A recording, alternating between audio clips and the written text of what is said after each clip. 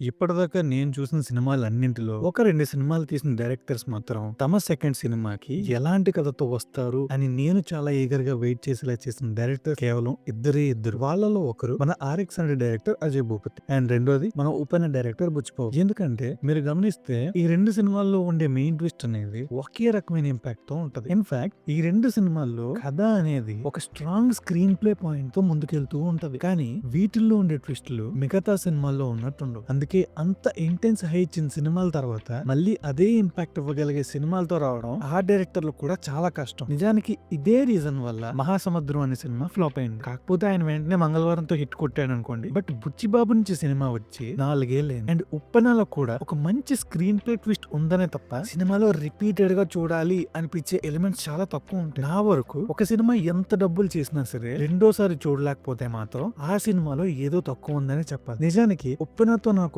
Problem ఇదే. In fact screen play ట్విస్టులతో ఉండే ఇబ్బందే ఇది. ఒక్కసారి మనం ఆ సినిమా చూసేసాక రెండోసారి ఆ సినిమా మనకిచ్చే ఇంపాక్ట్ చాలా తగ్గిపోతుంది. పోనీ 'ఉప్పెన'కి తెచ్చినట్టు 'పెద్ది'లో కూడా ఒక స్ట్రాంగ్ పాయింట్ తేగలరా అంటే మాత్రం డౌట్ అనే చెప్పాలి. ఎందుకంటే ఎట్ ది ఎండ్ ఈ 2 సినిమాలు కమర్షియల్ టెంప్లెట్ లోనే ఉంటాయి. అయితే కమర్షియల్ సినిమా అనేదాన్ని బాగా తయారు చేయాలంటే మాత్రం అందులో ఖచ్చితంగా కొన్ని ఇన్నోవేటివ్ సీన్స్ అయినా ఉండాలి. మనం ఎప్పుడూ తీసేలాగా అదే పాత కొట్టుడు ప్యాటర్న్ వాడతాం అంటే మాత్రం సినిమా పోయినట్టే. కానీ నాకు తెలిసి ఒక కమర్షియల్ సినిమా నిండా మంచి ఇన్నోవేటివ్ సీన్స్ తో ప్యాక్ చేసే ఒకే ఒక డైరెక్టర్ రాజమౌళి మాత్రమే. మిగతా వాళ్ళంతా కూడా చాలా ఫ్రెష్ సీన్స్ రాసుకున్నా సరే అవి సినిమాలో అక్కడక్కడ మాత్రమే ఉంటాయి. దీనివల్ల సినిమా రిజల్ట్ అనేది మార్కెటింగ్ మీద చాలా వరకు డిపెండ్ అవుతూ వస్తుంది. Of course at the end ఇదంతా కూడా రెవెన్యూ జనరేట్ చేయడానికి మాత్రమే ఉపయోగపడుతుంది అనుకోండి. మరి ఇన్ని ఫ్యాక్టర్స్ మధ్యలో రామ్ చరణ్ లాంటి స్టార్ ని పెట్టుకొని మోర్ దెన్ 300 crores బడ్జెట్ తో, అంటే 'ఉప్పెన' కంటే ఆల్మోస్ట్ 12 times ఎక్కువ బడ్జెట్ ని ప్రాపర్ గా హ్యాండిల్ చేసి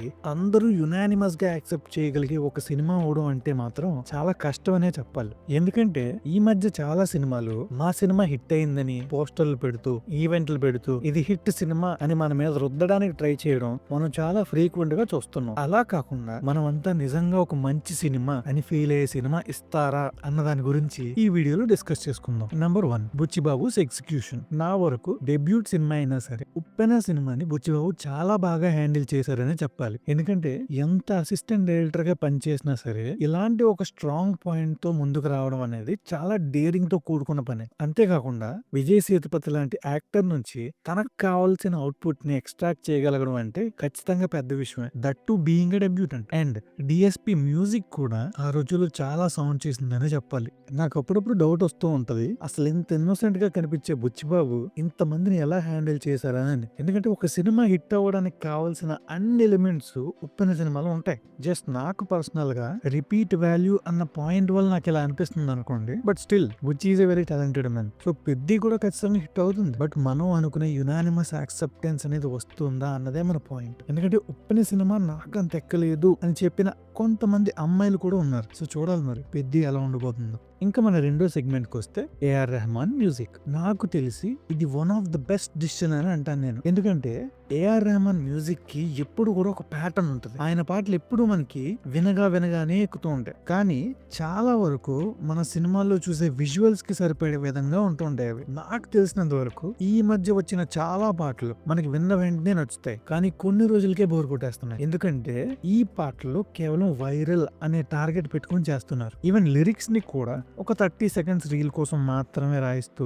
మన పాట ట్రెండింగ్ లో ఉంటే చాలు అన్న స్టేట్ ఆఫ్ మైండ్ లో చేపిస్తున్నారు మ్యూజిక్ అంతా. ఇందువల్లేనేమో అనవసరమైన చోట అనవసరమైన లిరిక్స్ తో చాలా పాటలు కనిపిస్తున్నాయి మనకి ఈ మధ్య. బట్ ఏఆర్ రెహమాన్ పాటలు మాత్రం యూజువలీ ఎక్కువ రోజులు వినేలానే ఉంటాయి compare to other music directors in Telugu. But again composing style అనేది లాంగ్వేజ్ బట్టి మారిపోతుంది ఆయనది కూడా. బట్ చూడాలి 'పెద్ది'లో మ్యూజిక్ ఎలా ఉండబోతుంది. ఎందుకంటే ఆయన స్ట్రైట్ తెలుగు సినిమా చేసి చాలా ఏళ్ళు అయిపోయింది.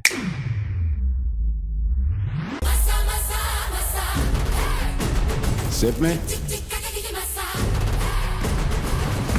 స్టైల్గా ఉంది కదా, నాకు కూడా నచ్చింది.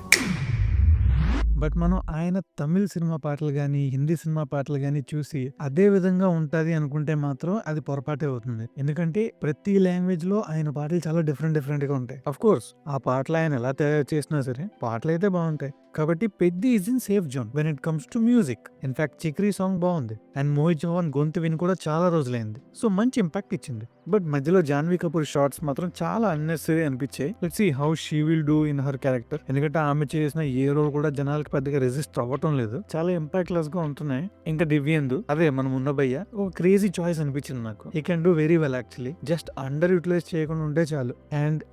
అండ్ దీని గురించి మాట్లాడాలి. పెద్ద ఫస్ట్ షార్ట్ వీడియో ఇది లిటరలీ అదిరిపోయిందనే చెప్పాలి. నేనైతే అంత బాగుంటుందని అస్సలు అనుకోలేదు. చాలా ఫ్రెష్ ప్రెజెంటేషన్ తో స్టైలిష్ గా రాగా భలే చూపించాడు రామ్ చరణ్ బుచ్చిబాబు. ఇప్పటి వరకు అదే చాలా వరకు హైప్ తెప్పించింది ఈ సినిమా. ఖచ్చితంగా ఒక ప్రామిసింగ్ కంటెంట్ రాబోతుంది అన్న ఫీల్ అయితే ఖచ్చితంగా తీసుకొచ్చాడు ఆయన ఈ ఒక్క ఫస్ట్ షాట్ తో. And of course background music very good by AR Rahman ఎప్పటిలాగే. సో ఉప్పెన సినిమా మీద నా ఒపీనియన్ ఎలా ఉన్నా సరే పెద్ది నుంచి ఇప్పటిదాకా వచ్చిన కంటెంట్ మాత్రం ఖచ్చితంగా ప్రామిసింగ్ గా ఉంది. ఇంకా చూడాలి మరి సినిమా ఎలా ఉంటుందో. Hope it will be a good film instead of being a pure market film.